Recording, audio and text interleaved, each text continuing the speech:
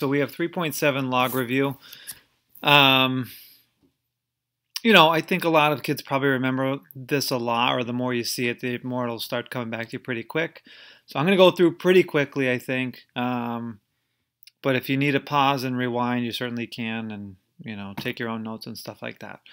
But I want you to start by graphing 10 to the x, and then you have a table here, and then graph f inverse of x, and then on your graphing calculator, graph log of x. And then you can resume the video when you finish doing that. All right, so if we have 10 to the x, right, and we had a table, right, if we plugged in -2, we get 1 over 100, -1 is 1/10, 0 is 1, plug in 1, you get 10, and 10 squared is 100, right? So on your graph, you get point there, point there, point there, and then 1, 10, maybe a little higher, and you'd have your exponential graph that would more or less look like that. All right, and you have a horizontal asymptote at y equals 0. You can't have any range down there. Now, if you graph the inverse, all you would be doing would be flipping these coordinates, your x's and y's. So instead of -2, 1 over 100, you have 1 over 100, and then -2. So like right there, 1/10, -1, 1, 0 instead of 0, 1. And then 10, 1 would be the only other one that would fit. So you'd have a graph that looks like that. And what you would notice, right, so these are reflections over y equals x. All you did was flip the coordinates, and that just will always happen. And if you graphed it on your graphing calculator, you would have something that looks like this, right? So log of x kind of looks like that red one we drew. The only thing it looks like, it gets stopped right here. But what I tried to do is do a value of like 1/1000th, and you'd get -3. So it does exist. You could do 0.01, which is 1 over 100, and you get -2. You do 0.00000000001, and you would get numbers that do exist. It's just that the calculator doesn't really register it, but it does go down all the way to -infinity if you use really microscopic, numbers. But it does exist over here. So that is the exact same thing as the graph, as the graph that we drew in red, which would be your log of x graph. So log of x is the inverse of 10 to the x, right? Those two things are inverses of each other. So just to kind of go through, this is why we're doing it in this unit with exponentials, but a quick logarithm review. A logarithm is just saying the exact same thing as an exponential equation would be, it's just in a different way, right? I used to kind of say to the other kids, it's like, if I said 2 times 3 is equal to 6, right? That's a mathematical truth, right? It's true. It's the exact same mathematical fact if I said 6 divided by 3 equals 2, right? They're saying the same thing. There's just a different way to say it, and that's kind of all that these are, right? And it's not multiplication and division, but it's exponents and logs, which are inverse operations. So 7 squared is 49. Nobody's going to argue with that. But all I'm saying is another way to represent this equation would be to say log in base 7 of 49, equals 2. And it's the exact same thing as this. So the base here is 7, the base here is 7. Just, pay attention to kind of how you're supposed to say this. We say log in base 7, so that word in is in there. And then we say of 49 is equal to 2, right? Or is 2 equals 2, whatever. I don't care about that. So, quick things if you need to write these, because that's part of your work, and it's going to be your quick on your own after this. If you needed to rewrite a sentence in logarithmic form, the base is the base, right? What do I mean by that? Well, the base of this exponent, right, of the exponential part is 7. That's the number that has the exponent. It's what we call the base. Obviously, the base here, we say it when we say the sentence, log in base 7, right? That is obviously 7. So this 7 corresponds with this 7. There's not a coincidence that they're both 7. The only other thing to that is now the exponent is a solution, so this number 2, which is your exponent, becomes the answer of the logarithm, and that's it. The number 49 here it's what we call the argument. It would be the only number that's left. So on your own, very quickly, I want you to take these 4, which are all exponential, equations, and then rewrite them as a logarithmic equation. And then you can resume the video when you're done. So what we have here is 10 to the power of 4 is 10,000. Okay, if we had to rewrite that in logarithmic form, we'd start with the letters log, which is kind of unusual, right? It's the only operation that carries letters with it. Exponents, we write a number up here. If we're adding numbers, we do a plus sign. If we subtract, we do minus. If we multiply, we use like an X symbol, division symbol. Kind of the only operation that carries letters with it, but that is what it is. All it is an operation, right? Log itself doesn't have any value. It's just telling you you're doing an operation of numbers, and that's it. So we'd say log in base, right? Now, here the base is 10, which you can write a base of 10.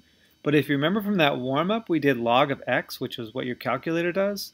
So if the base is 10, you don't have to write it in as a base. It's kind of like a natural log with the letter e, right? E is the base, but you don't write it. It's just natural log kind of tells you that the base is e. Well, a log with no base tells you that the base is 10. So you don't have to write it, but you certainly could. I wouldn't mark off for it. But it would be log, in base 10 of 10,000 equals 4. And that's how you do it. This next one, 3 to the 0 power is 1. That's true. And how would we write it? Well, we'd start out with log in base 3, right? So this base is not 10, so we actually have to write it. Log in base 3 of 1 equals the exponent is a solution, and the exponent was 0. Here we'd have log in base 2 of 1/8 equals -3. And here we'd have log in base 4 of 2 equals 1/2. Right? These are just saying the same thing that I presented to you, just in a different way. All right, so bases of logs. Logs can have any base, but I'm never going to give you a negative base. I also won't give you a base of 0, because if you had to rewrite it, it would be like 0 to the something power equals, of course, it would have to be 0. It's kind of a pointless question. Same thing with 1. Right? If you use a base of 1, right, that would be log in base 1. If you rewrote it, it would be 1 to the something power. It has to equal 1, because 1 to the anything power is 1. So you don't really see those. But other than that, anything's fair game. But the log on your calculator, we call it the common log, right? On your calculator, it's this button right here, right? When you type it in, it doesn't have a base, which means the base is 10. So common logs have a base of 10. And then same thing, I'll just put on here, a natural log has a base of e, right? You don't see the e there, but the fact that it's ln instead of log tells you that the base is e, essentially, in math. Going back to the warm-up, right, if we have an exponential graph, y equals a to the x, when you think about that, what kind of numbers will never have in its range? So what kind of y values will it never have? Well, it's never going to have negatives, because you can't go below the horizontal asymptote of y equals 0. And it's also never going to have 0, right? The number 0 is the asymptote, so you won't actually touch it. Right, so if you kind of remember, it kind of looks something like this. You're never going to have any range down there, and you're never going to hit 0. So if you think about it, because log of x and a to the x, they're inverses, right? That means all of the y coordinates, all of the range, will become all of the x coordinates of the log, right? And same thing, all of the domain here would become all of the range here.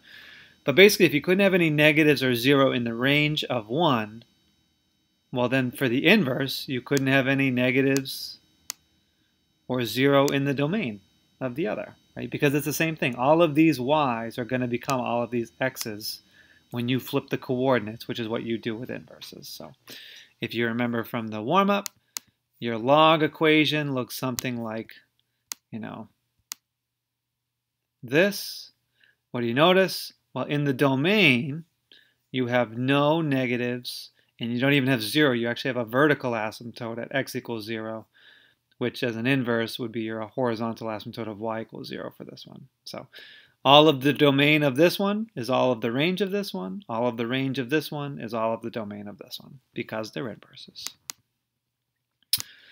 All right, so these are all of the rules that you learned last year, which again, I don't expect you to kind of memorize them, at least to this point, but it's good to know.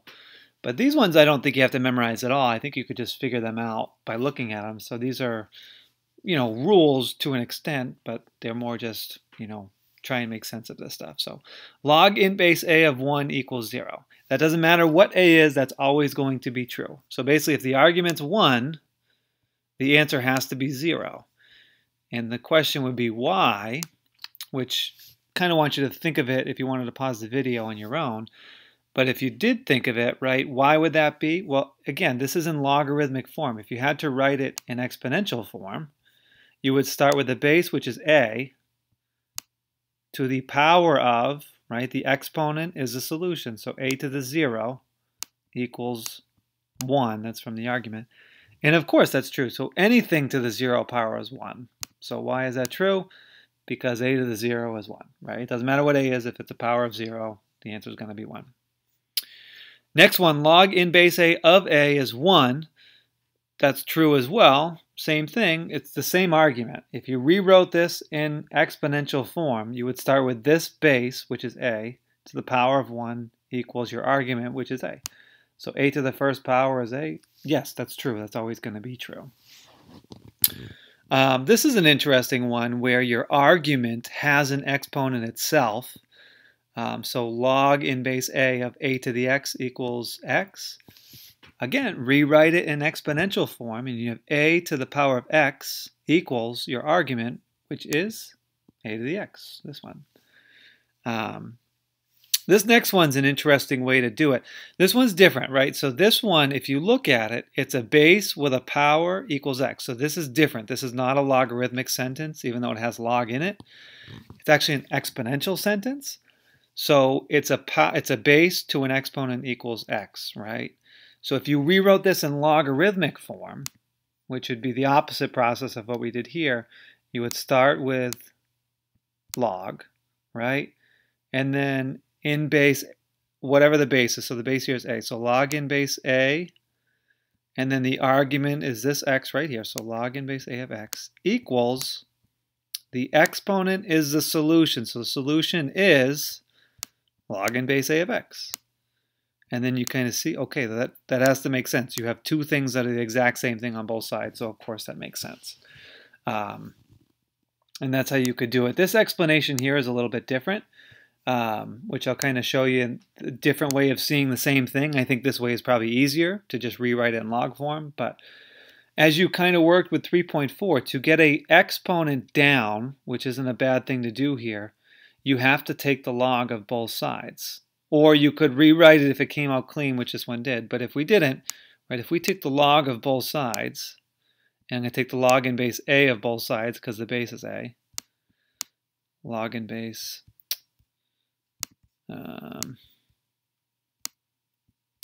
log in base a of both sides.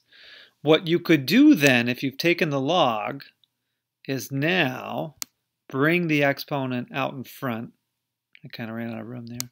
But you could bring it out in front, so you'd have log in base a of x times log in base a of a, which we just did that one. That's 1, so those would essentially cancel. So you'd have log in base a of x alone equals, okay, log in base a of x. So it would end up being the same thing on both sides that way too, algebraically. And then your last rule set, right, if log in base a of x equals log in base a of y, then, well, what does that mean about x and y? They're the same, right? It's called a cancellation rule, but basically, as long as the bases are the same, right, if they weren't the same, this would not be true at all. But as long as the bases are the same in the logs, right, these essentially cancel and you just have x equals y. Now, if one of these had like a +1 on the end, right, log in base a of x equals log n base a of y plus 1, right? That would be different, right? Not plus 1 in parentheses like a plus 1 on the outside. Then it's not, an apples to apples conversation where it's the only thing on both sides. This only works if all that's on one side and all that's on the other side is one log with the same base. Okay, so y, right, they cancel out. Now the next rule set is the ones that you probably really focused on in Algebra 2, which are your three rules, your three main rules that you're better off just memorizing them, and understanding how they work is a great thing as well. But just to kind of get these problems in, it's good to just kind of memorize them. But they really resemble exponent rules. They're just inverses, so they don't look exactly the same. So the product rule, I like to read, and the way that these are presented, I kind of like to read the right side first, right? So log n base b of a plus log n base b of c equals log n base b of a times c. So what's the first thing you always want to notice is that the bases are the same. They're both the letter b. Would not work if the bases were not the same. There would be no product rule here. But because they're the same base, when you add two logs together with the same base, you can condense it. That word condense is going to pop up. This is called condensing it so that it's only one logarithm. You had two logarithms, but they had the same base, and you added, so you condense it to one logarithm, and then you multiply the two arguments, which is a times c. Similarly with exponents, right? If you had, x to the fourth times x to the third, what would you do with the exponents? Well, you would add them, and you would get 4 plus 3 is 7. This is the inverse operation. So it's starting with an addition problem, and then it ends up being kind of like a multiple. You don't multiply the logs, but you're multiplying the arguments. Whereas this one started as a multiplication problem, and ended up the addition, or the math that you did to get your answer, was addition. Again, they're inverses of each other, so they're related. They're just kind of the opposite order. And here's an example with numbers. Log n base 2 of 8 plus log n base 2 of 2 would be the same thing as log n base 2 of 8 times 2, which is 16, which is 4. Because 2 to the what power is 16, that's 4. I don't like that example because you can do, log n base 2 of 8 is something you can do right on its own. That's just 3, because 2 to the third power is 8. Log n base 2 of 2, that's 1. So you get 3 plus 1. You could do this without using the product rule, but, it does work, right? It does work both ways. The quotient rule is kind of the same thing, but it involves division and subtraction. Just like with your exponent rules, right? If you had x to the 7th divided by x to the 3rd, that would give you x to the 4th. It's a division problem, but the math that you were doing is subtraction, 7 minus 3. Same thing here. You're going to start with a subtraction problem. Notice how the bases are the same. Log n base b of a minus log n base b of c, right? Because the bases are the same, you can take these two arguments, you can condense it into one log and take the two arguments and divide them. So it's a subtraction problem, but you're actually dividing to get, a simplified answer. Versus this one is a division problem, and you end up subtracting to get your answer. And again, inverses. So again, here's your example, which you could do in separate steps, but we'll just do it together. So log n base 4 of 64 minus log n base 4 of 4. So because the bases are the same, this rule applies. And you could condense it into one logarithm instead of two and say log n base 4 of 64 divided by 4, which is log n base 4 of 16, which is 2. But again, not the best example because you could do this. 4 to the what power is 64? Well, that's 3. 4 to the what power is 4? Well, that's 1. 3 minus 1 is 2. Okay, you get the answer in a different way. And last but not least, we have the power rule, which is the one that we've been working with already to do our word problems. But basically, if you needed to, right, if you had, let's say we started with this one, if you needed to get an exponent down, right, well, if you've taken the log of something, it can come down and out in front. So here, log n base b of a to the c power, the argument has the exponent. You can just bring the exponent right out in front, and it's log n base b of a, right, times the c. which is really the same thing as the product rule. It's just hard to see it that way. But before I get into that, just kind of look at these. So log n base 4 of 4 squared is equal to 2 times log n base 4 of 4. Again, this is what we would call the condensed version, where you don't have a coefficient. And this would be what we call the expanded version, where you do bring the 2 out in front. That's a little bit more expanded than this one, which is condensed. Same thing here. This would be expanded, and then this would be condensed. Or I should look at these. This is expanded. This is condensed. This is an expanded. This one's condensed. This one's condensed, and this one's expanded. Just because those words are going to pop up in your work. But this power rule is the product rule, right? If I said log, well, give me a second. Okay.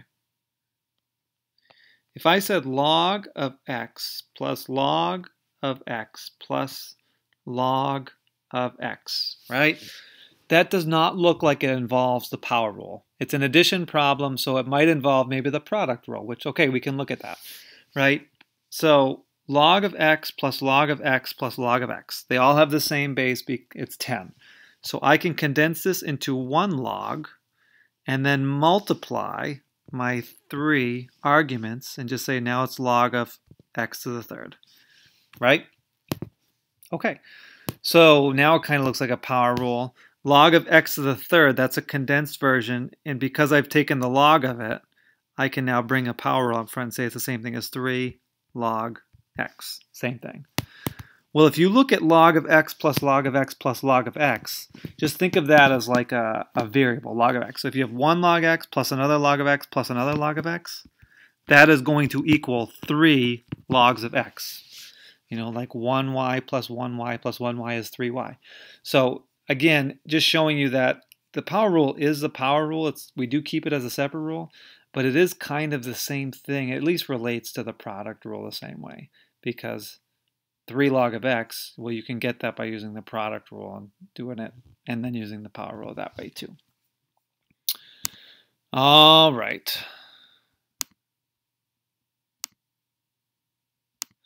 So we have some partner practice, which is really where the stuff differentiates between Algebra 2. Algebra 2 was mostly these types of problems, you know, a little more complicated than that, but in pre-calc, you know, we kind of are synthesizing a lot of stuff. So the stuff with finding zeros and factoring and stuff like that, we're now putting in with logarithms to do it. So I do want you to, you know, and if you don't want to do it in partners because you're watching it on a video, that's fine. But I do want you to have a little struggle with these, and then you can certainly, you know, start the video back up when you think you've got an answer or you need some help. But I'm going to kind of just go through these and then explain them.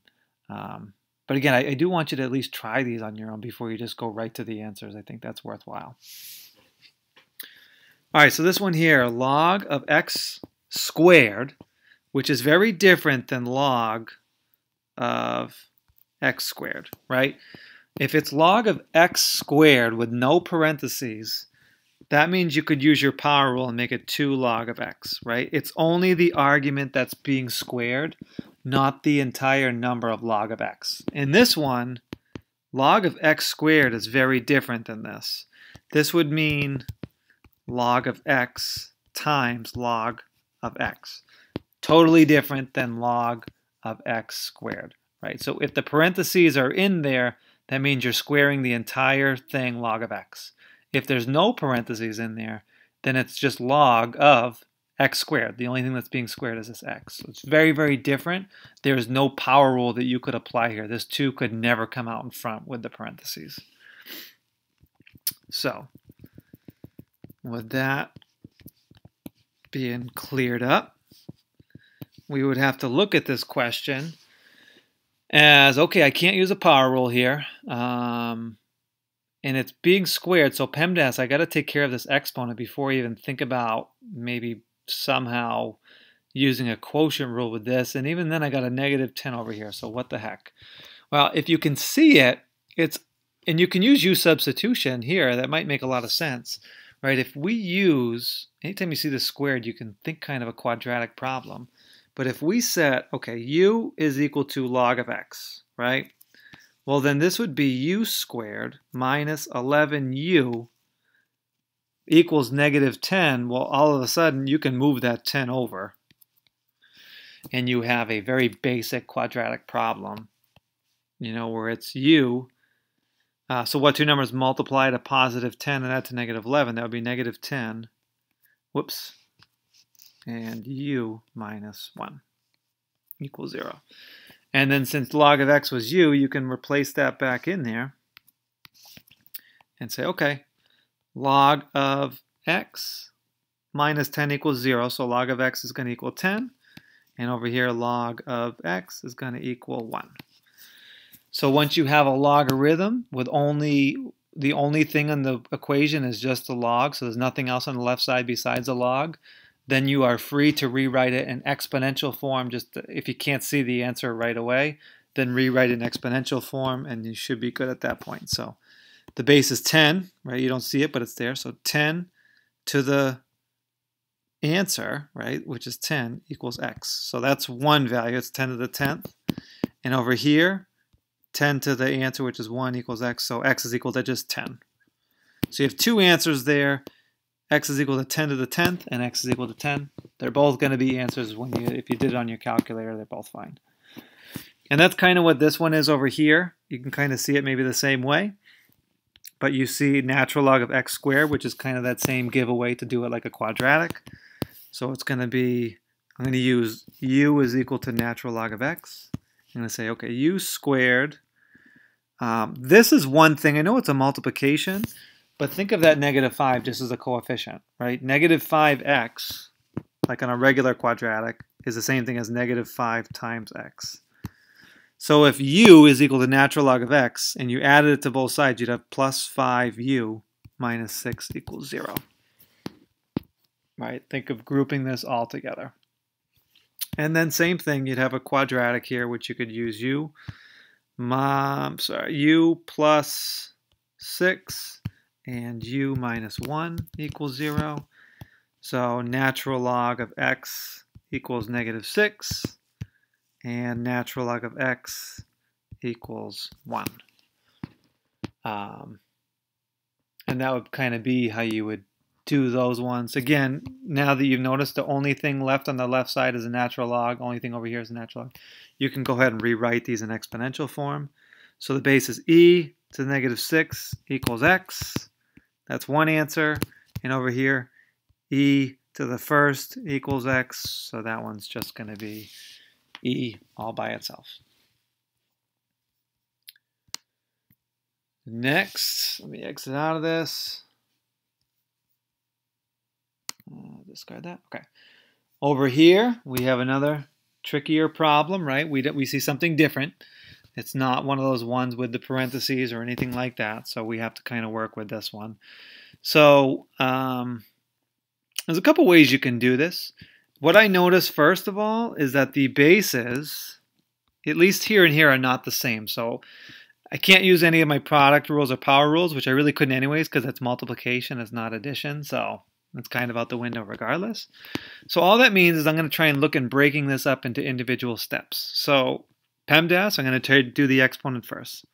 Log in base 3 of 81. So 3 to the what power is going to equal 81?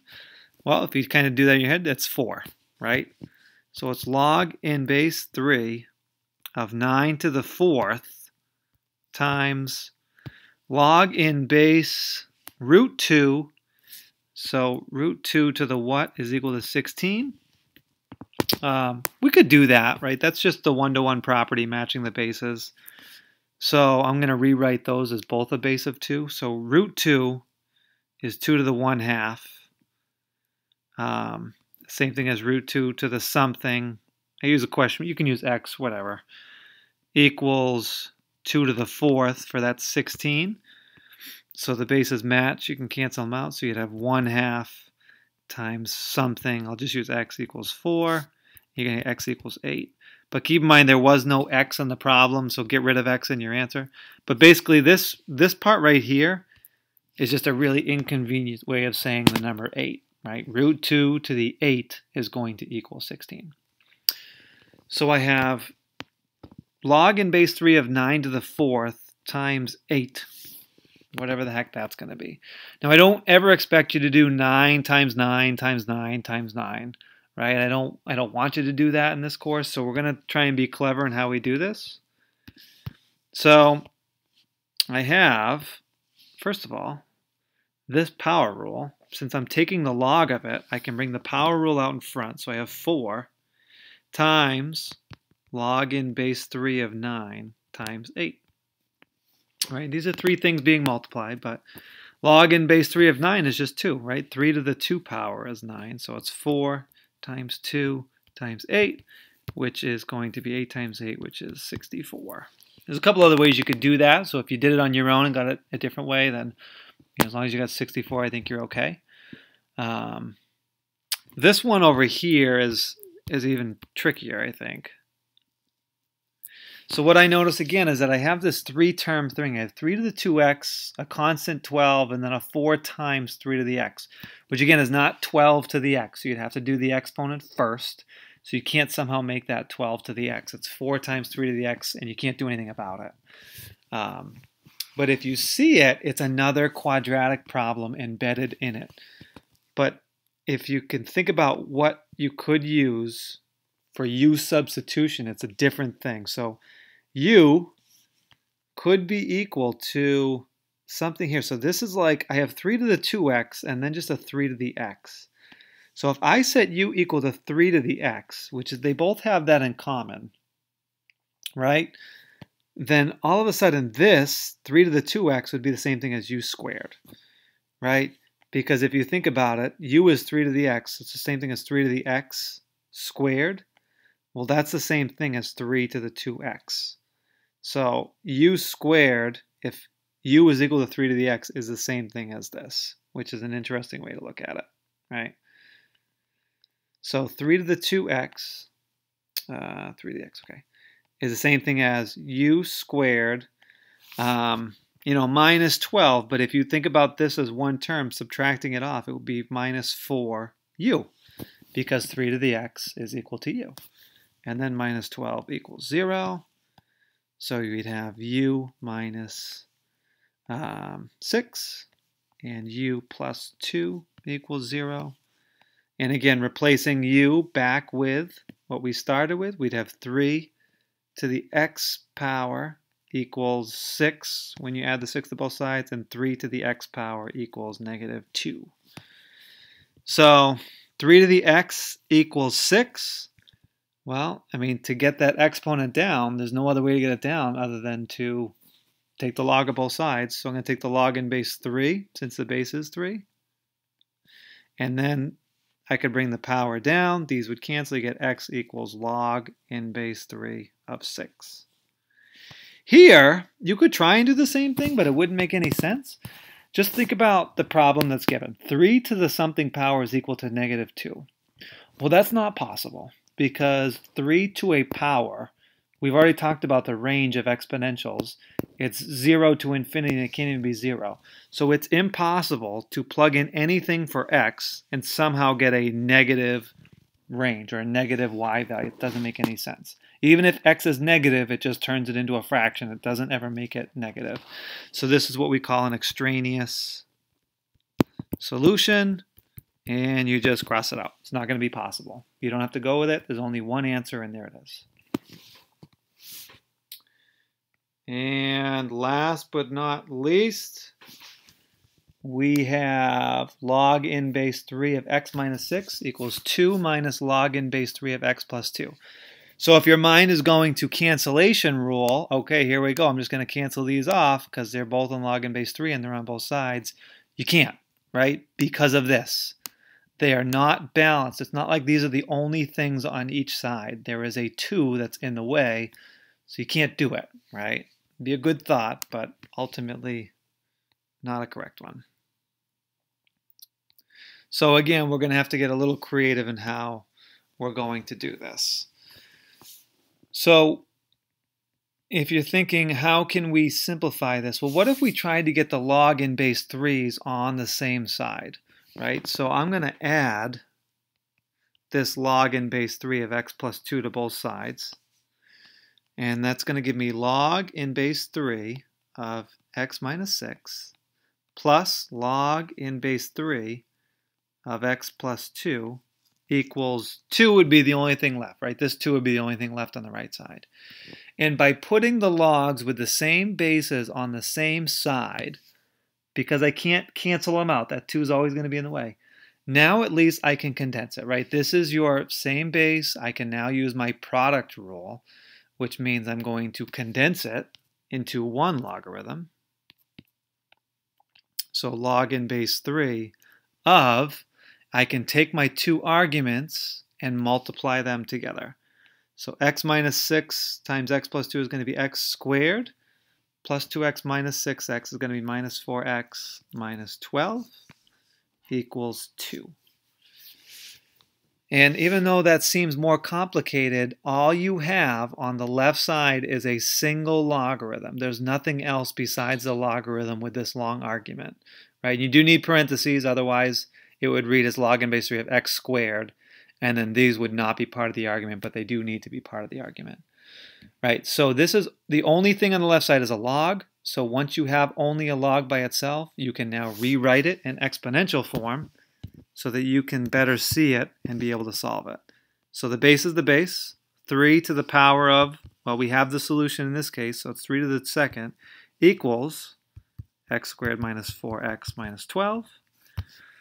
And you see another quadratic that got built here. So if we got rid of the 9, x squared minus 4x minus 21, which, lo and behold, is factorable. And you would get x equals 7 and x equals negative 3. But you always, anytime you get more than one answer, even if you only get one answer, just check it. Because, again, the logarithms, right, so what's inside the argument, that's like the domain, they can't be negative, right? If you remember the graph, it only exists on the right side. So you can't plug in an argument that would ever be negative. It doesn't make any sense. So like negative 3, right?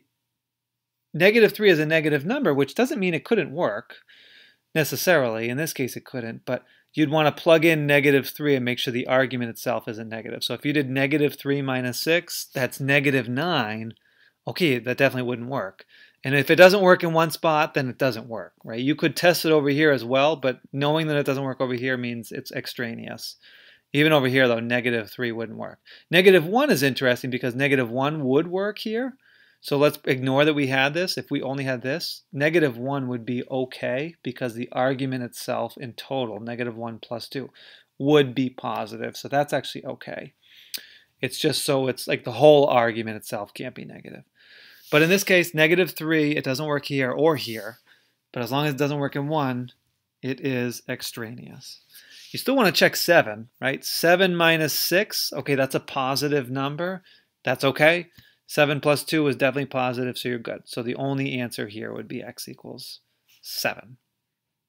And that's it, right? So that was a lot. I know that's kind of heavy stuff. Tomorrow we'll go through it, you know, a little bit. We'll try and play a game with this kind of stuff, but that's all we got for this. So your homework tonight, right? It's a lot of book problems, but it is over 2 days. Logarithms is like one of the only things where I give you more than 10 problems because it is definitely a muscle, almost like a muscle memory type of lesson. The more that you do, the more that it clicks, the more that it becomes second nature. It's one of the few lessons in pre-calc that it's like that. So hopefully the more you get going, the quicker these questions will go, and it actually won't be too bad. But again, you don't have to finish the homework tonight because tomorrow night's homework is going to be the exact same thing. So you can check on Schoology of what it looks like. But just to kind of give you an idea, it's in a logs textbook, which you don't have the textbook. So at the bottom it says logs book packet. That's the PDF which has all of the questions, which I would again encourage you to download it just in case there's any formatting, but I think you'll probably be okay. But that's it.